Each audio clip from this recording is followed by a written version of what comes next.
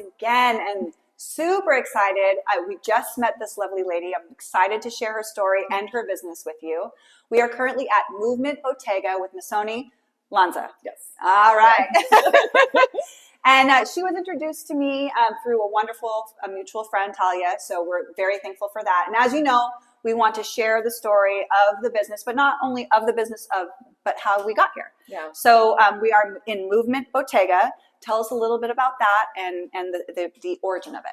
So Movement Bottega, I founded this studio actually 4 years ago. 4 years. It's the cutest studio, by the way. I love this space. I walked in here, and it was during COVID, and everything was shut down. And I walked in, I'm like, I don't know how I'm going to make this work. I have no clients. I love that. But I'm going to make it work. I don't care how, but I'm just going to do it. Yes. And so when things started opening up, I was able to get word of mouth and get things going. But Movement Bottega so the word Bottega means artisan's workshop in Italian, and my heritage is Sicilian. So actually Italians will probably be very offended that I'm putting those two together. But you know what? It is what it is. Yeah. But I really loved the idea of that your body is a work of art and our practice is a craft. And to keep doing our wellness practices, movement practices, strength training practices, it goes into the craft of our bodies and the art of our bodies. And so that's why I wanted to treat the studio as a workshop. So that's how Movement Bottega came to be. Love everything about that. And I want to first touch on the courage it took to do that during COVID. And I think that's not something, or it is something that you share with another really strong group of women, interestingly enough, which I love so much. But talk to us about that. It's COVID.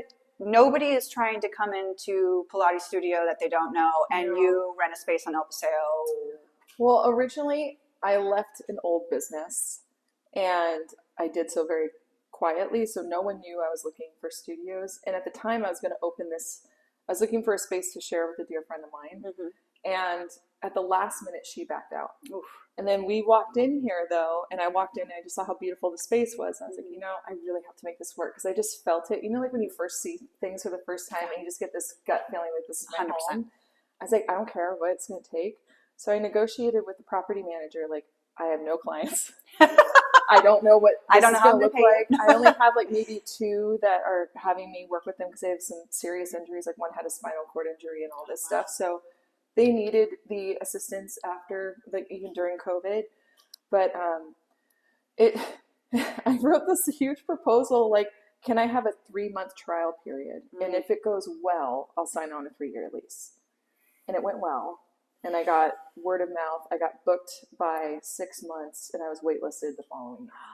So it went fine, and I was glad it worked out, because honestly, I hope that property manager isn't watching. I had no money to do it. So we had no money to do it. If it didn't go well, it would have been really bad. Yeah. But I was just like, sometimes when I follow my gut, it works out, and I work my little took us off. So we'll make it happen. There's no failure. Just have to make it happen. You have to make it happen. And obviously, I know there's a lot of, I believe 100% in manifestation and putting the energy out in there. But in order for you to have a clientele list within 6 months and waitlisted, that took some work. How did you pull that off? I got very lucky, because all COVID during when the lockdown was going on, I was asked to be a teacher assistant with my mentor. Her name is Madeline Black. Okay. And she is really phenomenal. Just, it was such a gift to be able to work with her. And she started referring her clients who were coming into the desert to me. And then some of my friends started talking around saying like, oh, did you see where Missoni's at now? She's over here. So it just became this little word of mouth, and the bubble kept going, and more people kept referring me. And people liked what I do. So it kind of worked out in my favor. But at that time, I was not saying no to anything. And I got up to working 50, 60 hours a week, which was too much. And I cut that in half this season. But I was just trying to get the ball turning and making sure that the studio had legs to grow. Well, and building any business, that initial time period in the beginning while you're building your clientele, whatever that looks like for you, is crucial. And it's terrifying. It's terrifying. I mean, it's terrifying. And you were able to pull that off, and you are here 4 years later, thriving in that same business. And it did not look like this when I first got here. Like, the only thing I had in this room was that Cadillac this reformer and the chair over there. That was it. Wow. It was completely empty. It looked like somebody broke into this room and just like stuck equipment here, like, oh, we're running a Pilates session. Oh, wow. And it just, like, with paycheck to paycheck, I kept adding things and growing things. And then I had a client was very, very, very kind, and she bought a package in advance so I could get the additional 3 reformers so I can teach classes. So that has been a nice addition. Yeah. It sounds like you had some great people in your world. I'm very blessed. I'm very blessed to have a really good community around me. So, and yes, you are. And we all know that you attracts like. Yeah. So, you know, it's the person that you are that created that relationship that allowed for people to do that for you. Thank you. Yeah. I also have a really cool dog. I think he contributes. I love my dogs. Yeah. I 100% love my dogs. He's usually here, but he's in Seattle right now. Oh, we would have loved the dog. But he has an aura about him, and I know my place in the world. He attracts everybody. Yeah. So he has to get some credit there, too. Yeah. And what's his name? Ellington. Ellington. Okay. Yeah. All right. Yeah. Shout out to Ellington. Yeah. Hey, Ellington. So you mentioned, of course, we do Pilates here, but you offer other things too, and you're involved in a lot of other things. So tell us a little bit about that. So behind the scenes, I've been helping other Pilates professionals, fitness professionals, and studio owners streamline their business, kind of help with their branding and have their voice kind of come to life that way. And it's more like consultations or giving feedback. I used to do graphic design, but it's just too much time and energy. I don't have the time for it. But I've been doing that, and I just started working with this new Pilates studio that's in Sammamish, Washington. It's right outside. Do you know where Bellevue is? I've heard of it, yeah. Okay, yeah, so it's absolutely. right outside Bellevue, and I'm helping them basically program their classes, helping with the product development, the branding, helping with the growth of the studio and the concepts there and the social media marketing. Yeah. And also doing the teacher training. So just trying to make a boutique Pilates experience in a larger Pilates space, because that's kind of where the landscape is going. More people are wanting to be in larger class environments. And my main concern with larger spaces is safety. And so I got really excited to be able to kind of put my touch and spin and help people with that, and try to develop something that can educate the client as if they were a teacher in training, so that they can have autonomy over themselves and actually have the ability to have some confidence in themselves, so they don't feel like they have to rely on other people to give them answers. Right. So there's so much about that I love, starting with you, a successful Pilates instructor, person, helping Neurotic. Giving your expertise, your knowledge, your experience, and helping other people to do what you've done. Which is in many worlds very counterintuitive. It's like, I have the secret. I was able to be super successful at a really hard time, and I'm going to hold on real tight to that. Nobody's going to have it. I thrive off of propelling other people. I love that. And this might be another reason why I've thrived more. And this is why I'm trying to step out with from a personal level a little bit more, because I've always hid behind other people. I don't want to say hide, but I like to highlight other people that I work with. And I've done that with everything that I've done. And I just get really excited seeing people take off around me. And I work double as hard for that. And so, I don't know. I've never been like a self-motivated human. I'm more like, oh, let's do this for you. Or let's get this going for you. Yeah. So are you trying to redirect some of that energy back onto what you're building now? Yeah, as I'm a little, I call myself woo-woo curious, and I get like natal readings please do not judge me. Well, I don't know what that is. Oh, woo-woo curious? Okay, so natal chart readings is where they read your natal chart, which is like your astrology chart. Okay. And I like to see like what is the projections of the year or what to look out for, and usually they're pretty accurate. And I even got a reading from a Hawaiian shaman. Oh, wow. I told you we were curious over here. Yeah. And it was funny because every single reading I've had the last 3 years has told me, like, you need to start highlighting yourself and stop hiding. I'm like, oh God, no, I'm comfortable behind things. And it's fine. It's okay for me I like doing this. But I help other people. Yeah.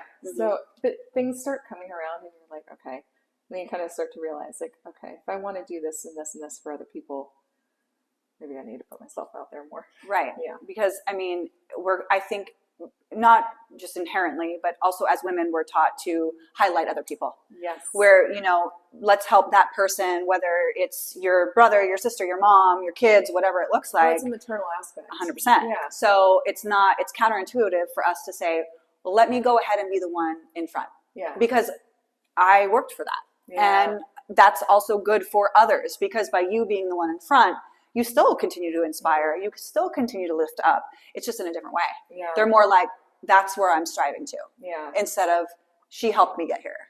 You know? It's an interesting context, because too, I'm sure anybody who's listening who is in the service industry, it's like when you come in to like be a service to other people, I almost feel there's like moments of like guilt, like, oh, I feel so self-absorbed to like put myself out there. Like this isn't about me. Sure.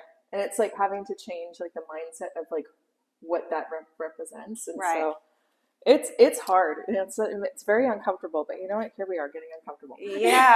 Yeah. And I think I'm so glad you brought that we're talking about it, because I think it's an experience for so many people, but women particularly, on so many different levels, whether you're a business owner or a stay-at-home mom or whatever that looks like for you. Yeah. That idea of stretching yourself first and experiencing that growth first, is not what we do. Yeah. But it's so important. Yeah. It's so important, because how can you bring the others up if you're not here?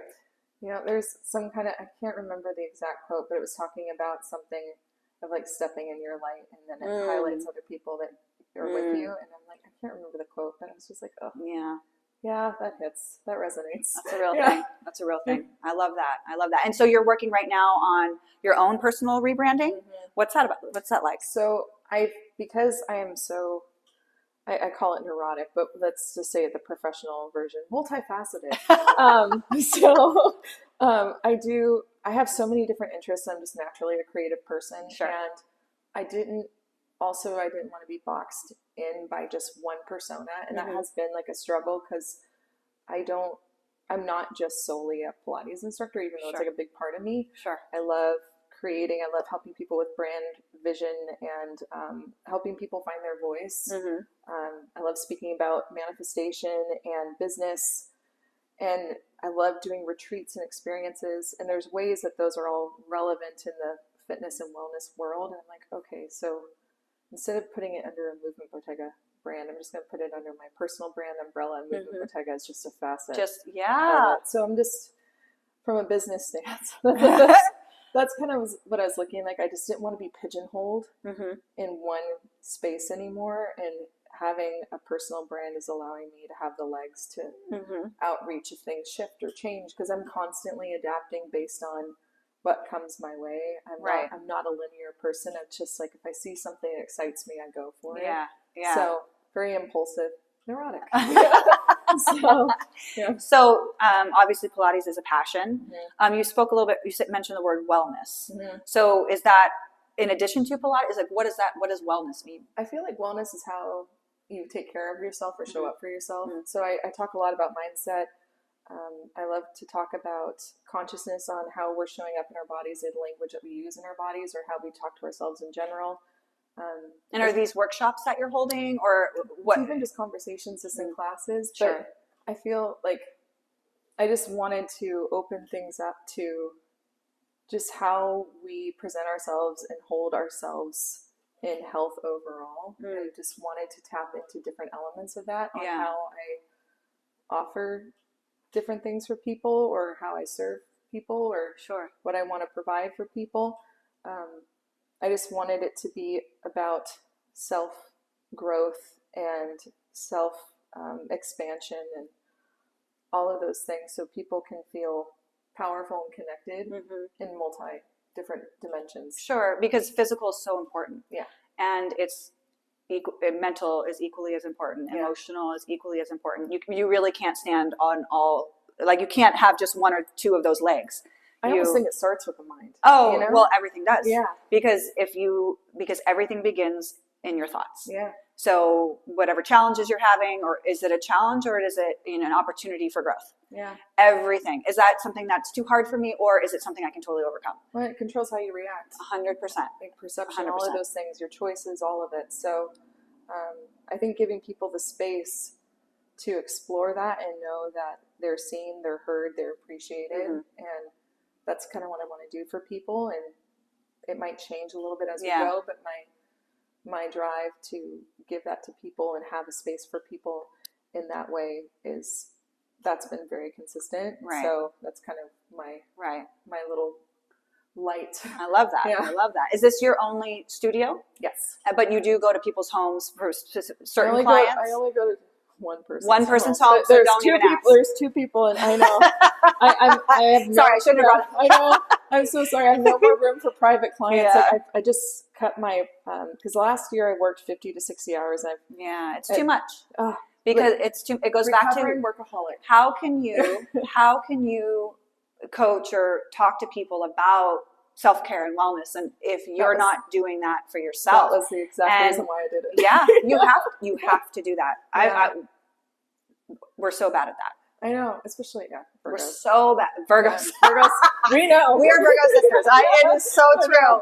Yeah, it's never enough. We haven't done enough. We have more to do. I know. It's become like a thing where I look at my planner and I'm like, oh my God, all the hours are not full. What's wrong with me? I'm going to fail. And I'm like, stop thinking. I have some space on Wednesday between 2:30 and 3:15. Will that work for you? Yes. Yeah, super guilty of that. Super guilty. That's so funny. I was actually listening to like a conversation. This is so off the cuff, but with Gary Vee on how he blocks his schedule, and I was like, I relate. I understand that sentiment because he like goes down to even the 10 minutes of meetings. Shit. I was like, I'm not that bad. But, yeah, but it's so true. Yeah. It's so important to manage your schedule in a healthy way and have space. Yes. Yeah, I literally just put in white space in my calendar for the first time ever. I don't even know what that means yet, but I just highlight, and when it's highlighted, it's like nothing. Yeah, no bookings. Yeah. Well, it's important. It's really important, and it's something that I realize that I got from my mom, and it's like it's so readily apparent, like during those times of the year where there's so much going on. I'm like, oh my God, I'm just like my mom. Yeah, I know. Right. I love my mom, but that's a thing. As we get older, older, it's so true. It's so true. It comes out. It is 100% true. So now we have a successful studio. We are currently doing our rebranding. Yeah. First, number one goal. What is next for you? I know it's hard because there's a lot of things I'm working on right now. So the main thing is like in the new year, I'm launching my new website with the personal brand and offering more online classes. I'm trying to build a membership program. This has been years in the making because I'm so self-conscious on camera. Like again, aesthetic kind of stuff. It's when I see myself move, I'm just so hypercritical. I'm like, oh. And I never. We are our worst enemy because I don't judge anybody in the room that way, but only myself. And I'm just like, what is wrong with you? But I'm trying to turn that off and get that program up. I have another course thing I'm working on, and I'm developing that teacher training and working on this bridge program to help fill in the holes with the teacher trainings in the industry. So a lot of teacher training programs do not talk about the different impacts of force, load, the different pulley systems, different heights. And so my friend Ami Kane Lee, who owns Peak Movement, it's in I think she's in Denver. So we're putting together this education program that fills in all the gaps that are not in the quintessential Pilates training programs. So anything that you felt like you did not get in your education with like injuries, ailments, how load impacts the body, how do you accommodate different body types, all in there. Wow. So that's a big project. Yeah. That's exciting. Yeah. So we're excited about that. Yeah. Very cool. Very cool. I love that. Yeah. Very exciting. Never sit still. Yeah. Never sit still. Always be doing something. Yeah. Yeah. So you also mentioned earlier that you have a mentor. Yes. And I think this is so important because everybody needs somebody who is where they want to be in 5 years.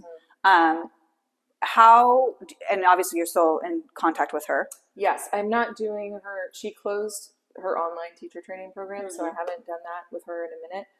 But she's such a huge influence in my life, and I am not the teacher I am today without her guidance. Right. She's was pivotal in my Yeah. career, and so Madeline, thank you. And I have another woman in my life. Her name is Linda Robertson, and she's been a huge guiding light in my life, and just a voice of reason, and kind of help being a sounding board for how I maneuver through all these things, because a lot of my decision making has terrified a lot of people, and some people think I'm insane for the things that I've done, but it's worked out. And it's nice to have a voice in the background who is just straight shooter. Like, it's not emotional, it's not fluff. It's like, here is literally, it's very pragmatic. And I am so grateful for her in my life. I don't know where I would be if it wasn't for her, to be honest with you. So those two have been the most pivotal mentors that I'm just the most grateful for. And having a mentor, or it's not something that you learn about when you're young. You know, you kind of fall into it. Gratefully, you usually fall into it when you're older, and you realize the impact that it has. I did stalk Madeline, to be fair. She did not want me. I warmed up to her. I love it. I was like, I just told her, I was like, I'm going to work with you. And she's just like, dear God. Okay, here we go. But it worked out in the end. I was going to say, it worked out. Yeah. So, best piece of advice that you've heard, whether it's from your mentors or anybody that you think about a lot? I think the one that sticks the most, that sounds so cliche, but your gut is never wrong. Like, if anything just feels not settling, or if it's like there's just a stir of discomfort, really listen to that, because anytime I've had those little stirs, and then I went against it anyways, because I thought, like, oh, it's just give it the benefit of the doubt. It always went south.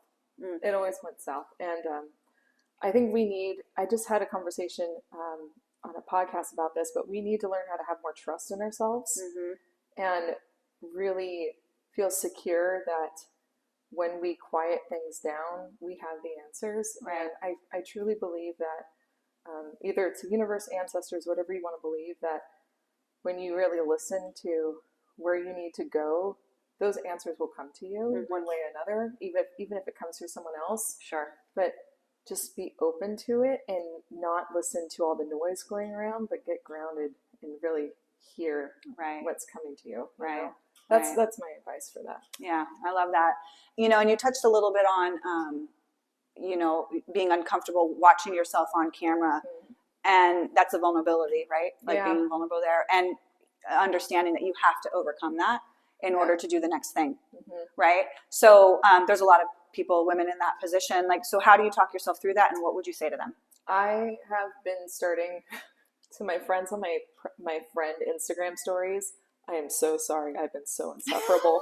But that's what I've been doing. It's just like talking on my private Instagram stories just to get comfortable on a screen. And I started doing the Q&A lives. One, to connect with people, but also just get comfortable being in front of the camera more. And I'm starting to film myself more in the studio for content and just getting used to seeing myself.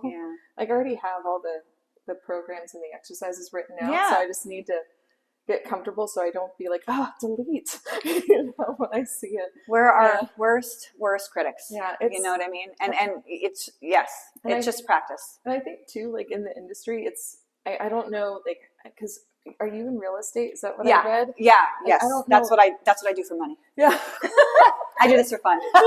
I didn't know, like, if I know for me, like as a fitness professional, I have been faced with a lot of criticism and judgment based on my figure and body type, because there is like this perception of what fitness is. And if you are a good fitness instructor, you look like this box, which is not the world. And it's so funny because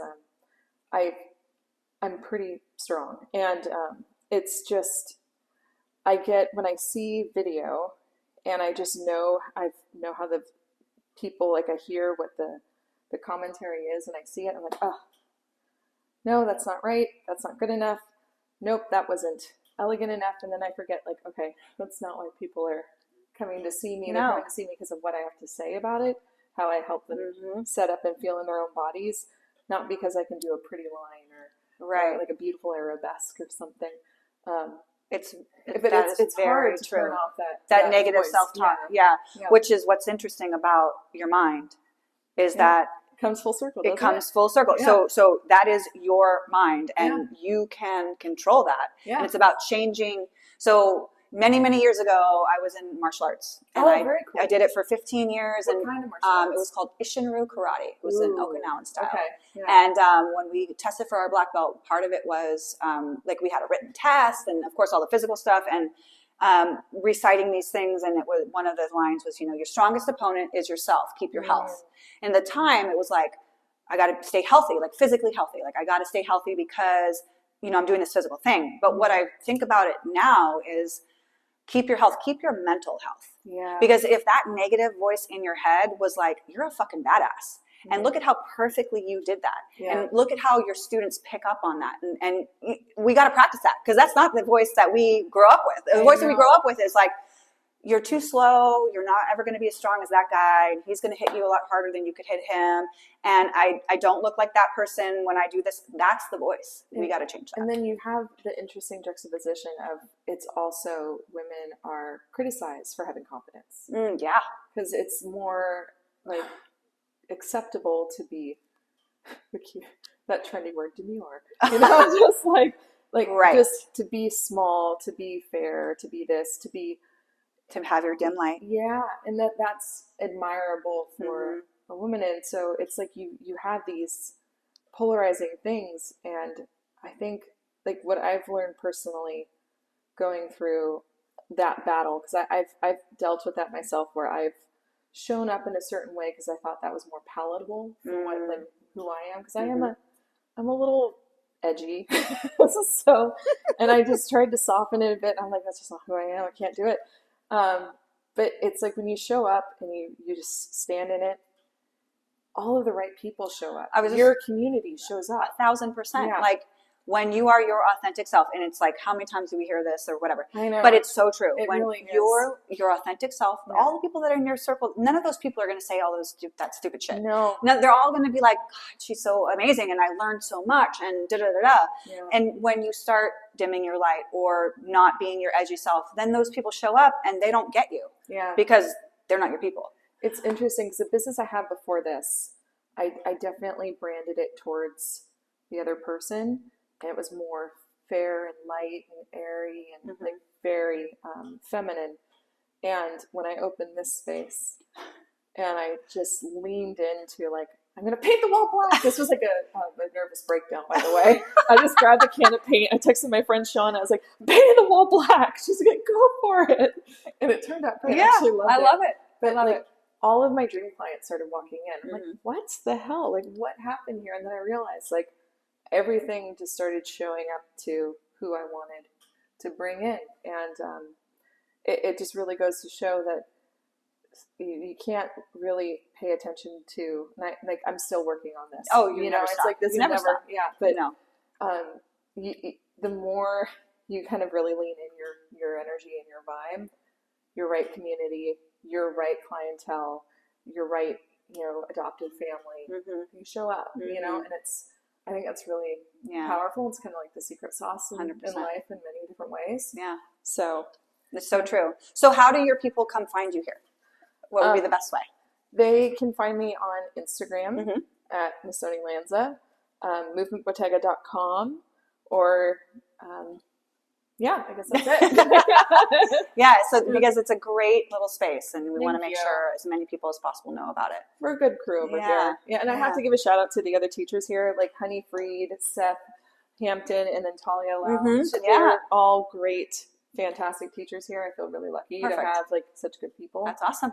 Very good. So a lot of teachers for a lot of students. I love that. Yes. Anything else you'd like to say before we finish up? Thank you for having me. No, thank you. This is so much appreciate fun. For you taking the time to come here. It's been really great to meet you. Nice to meet you. Christina's the bomb. Yeah, behind the camera. Yeah. No, it was my pleasure for sure. It was so wonderful to meet you. Thank you, Talia, for connecting. Yeah, we appreciate you. Thank you. Yeah.